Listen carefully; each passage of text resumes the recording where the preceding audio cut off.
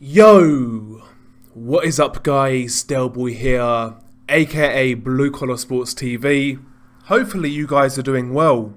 If you're new here, smash that like, smash it like it's an egg, hit subscribe, and do all of that good stuff. But anyway, don't you find it funny that when a B-side fighter, or a fighter who is not from the West, fails a drug test, automatically they are a dirty drugs cheat and they are putting their opponents' lives at risk and in danger. They should be banned for life. We've heard the whole spiel before. You know, when it comes to Jarrell Miller, I mean, the way I heard guys talk about Jarrell Miller, I would have thought they was talking about Ted Bundy, you know? Pure evil and, out there to hurt people, whatnot. But of course, when an establishment fighter tests positive for a PED, that's when we start hearing about adverse findings, trace amounts, it was a mistake, contamination, he didn't mean that, it's just a mistake, nothing to see here. Billy Joe Saunders, nasal spray, Tyson Fury, wild boar meat, Conor Benn, eggs! Who could have thought? Then you've got the likes of Roy Jones Jr., who everyone holds up to be this all-time great. Once again, nasal spray. James Toney himself, of course, tested positive for PEDs. But, we'll just sweep that under the carpet. I find it funny, on one hand I see all of these people virtue signalling on Twitter when certain fighters fail tests, it's ban them for life, come down hard on these fighters, but when other guys test positive, all of a sudden we have to explore every possible avenue to see where these guys could potentially be innocent, It's madness how people pick and choose when to be serious about drugs in boxing. Again, that doesn't surprise me from an uploader point of view because most of these guys are compromised in one way or another. I'm assuming, or I believe, that many of these guys are on the take. They are brown envelope channels, essentially. They are on the take from various promoters. But even if they aren't, many of these guys are just shilling to obtain a certain audience, to fit or to meet a certain demographic. It's just that simple. And, as I've been analysing these types of cases in boxing in the past few years, I pay attention to who reacts to them and how they react to them. And from what I've seen, these guys are incredibly inconsistent in regards to how they cover these cases.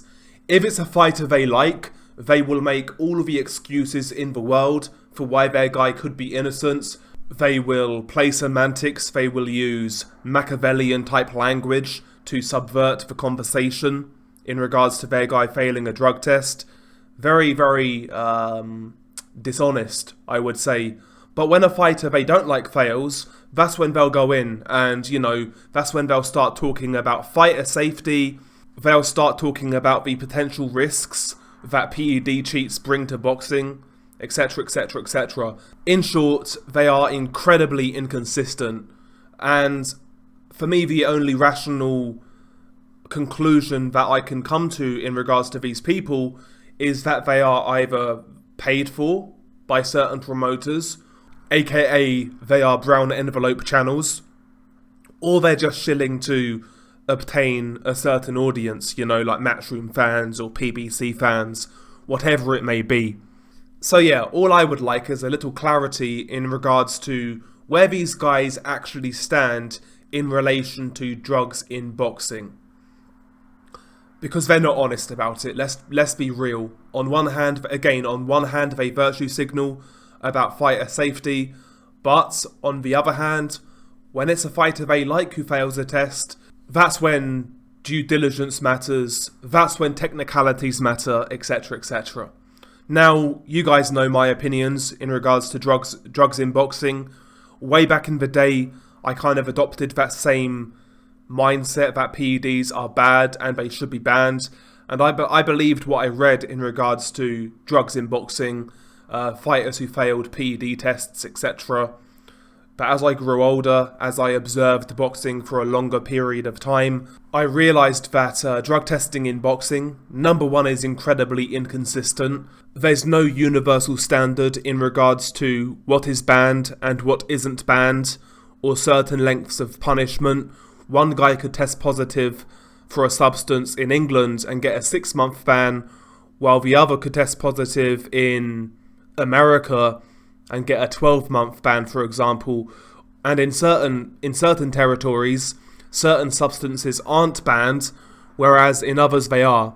So number one, the rules, the regulations, the testing procedures, they differ in regards to various territories, as do the punishments. That's the number one problem, but the main problem was that, well, I realised that fighters use drug testing as a shield and as another layer of protection. And obviously this is utilised by A-side fighters. Floyd Mayweather is a pertinent example of this. When an individual can dictate in regards to what drug testing agency is used for a certain fight, there's a problem because potentially there is a conflict of interest. Bear in mind, Mayweather used USADA for 10, 15 years? He's paid that company multi-millions of dollars over the years, right? They know Floyd Mayweather is a gravy train. They earned millions from Floyd Mayweather. So potentially, let's say Floyd did test positive, would they release it? Or would they sweep it under the carpet because it's not good for business? That's the risk you run when individuals can dictate what drug testing agency is used in regards to certain fights. So that was one big red flag, the Mayweather-USADA relationship. Of course, there was also Nonito Donaire and VADA. That whole relationship was, again, bizarre to me. We saw that in the John Real Casemiro fight, or the potential John Real Casemiro fight. Those guys were supposed to fight in a unification fight. John Real Casemiro was enrolled for the WBC clean boxing program. That's all he needed to do. And he did that. He did all he needed to do to get that fight. However, Donaire then requested additional VADA testing.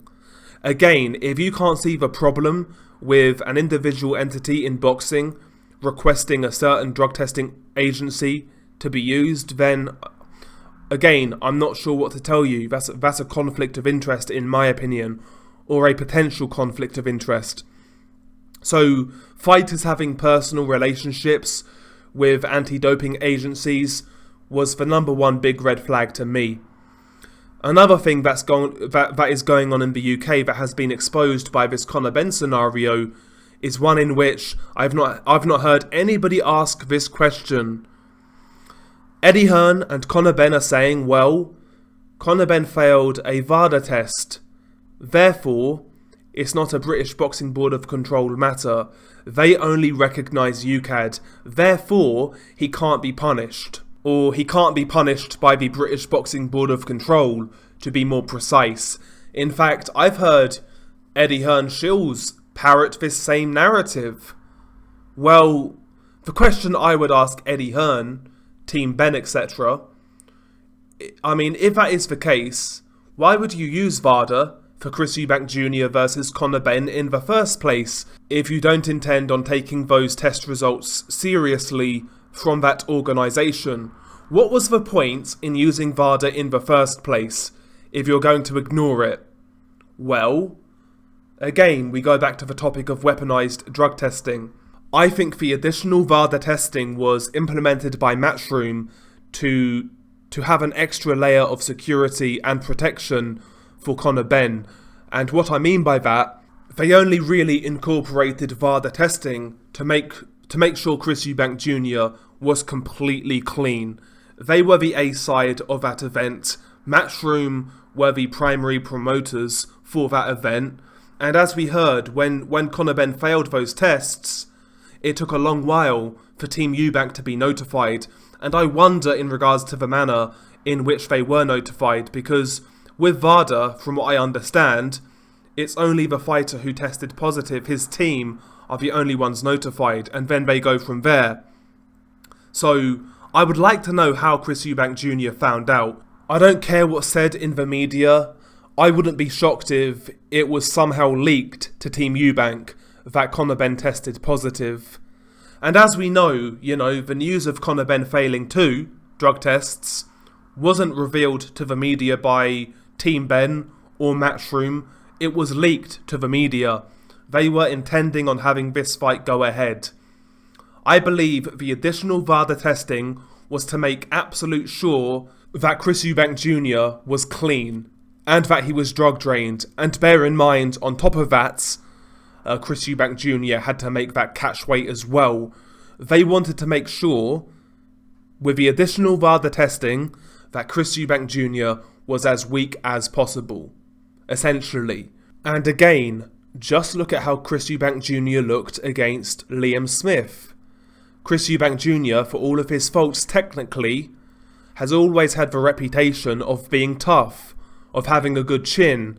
I mean, he took flush punches from George Groves, a big 168 pounder who could punch. And go back and watch that fight, by the way. Look at how Chris Eubank Jr. was lunging in and then getting caught. He was running into punches, massive punches, and he was taking them quite well. Chris Eubank Jr. has always shown a good chin. Then all of a sudden, for Liam Smith, he's getting knocked out by a career 154 pounder. Think about it. Chris Eubank Jr. versus Conor Benn was supposed to go down, mid-October of 2022? Right? Only, 3.5 months later, there or thereabouts, he then fights Liam Smith. More than likely, Chris Eubank Jr., he was drained going into that Conor Benn fight. He was drug drained going into that Conor Benn fight. And by the time the Liam Smith fight came around, Chris Eubank Jr. never had the time to get back on another cycle. I think his team probably looked at Liam Smith and said, you know what, we don't need to be sauced up to win this fight. And we saw what happened. I believe Chris Eubank Jr. in the Liam Smith fight was a combination of being weight drained and also drug drained due to the Conor Benn fight. The VADA testing for Conor Benn versus Chris Eubank Jr. was only brought in favour of Conor Benn to make sure his opponent was super clean. And somehow, when Conor Benn failed that test, it got leaked. That's my theory. That's my opinion on what happened. I believe it got leaked. It somehow leaked to Team Eubank, and then obviously it leaked to the media. That's what I believe. That's what I believe happened personally. But again, all of these shield channels who are saying, well, British Boxing Board of Control don't recognise VADA, so therefore Conor Benn doesn't deserve a punishment. And again, Eddie Hearn said the same thing. I mean, if you recall, on the week of that fight, when Conor Benn was exposed as testing positive twice, Eddie Hearn said, well, the British Boxing Board of Control doesn't recognise VADA. Therefore, this fight should go ahead. I want people to ask the question in the media, these shield channels, if that's the case, what is the point of VADA testing? What's the point? Because it makes no sense if that is the case. If you're going to ignore it, it makes no sense to have VADA testing. So again, what is the real reason for why VADA testing is used in fights in the UK where it's not required? Sometimes it is required if it's a WBC fight, but Conor Benn versus Chris Eubank Jr. wasn't. So why was it used? Again, nobody has asked this simple, obvious question. Why was VADA testing implemented for Conor Benn versus Chris Eubank Jr. if he was just going to ignore the results anyway? Why has that question not been asked by anybody? IFL? Well, listen, IFL are what they are. I mean, Coogan's got about as much integrity as Madonna's hymen. That went years ago. and all of these other channels as well as the just regular boxing talk channels who don't interview people, nobody has addressed this point. Nobody has answered this question and gave a good answer. I'm waiting, still waiting, you know, what, 5 months later, 6 months later, whatever it is now. Nobody has asked this question, and, you know, none of the Conor Benn defenders have answered it, so we'll see. You guys tell me, what do you think the reason was for VADA testing to be implemented in this fight? You guys tell me. If I'm wrong, you guys tell me. But anyway, I'm sure some of you guys will come up with some excellent theories, and I'm not even joking. Well, yeah, share your thoughts below. Beanie Guy Del Boy, peace.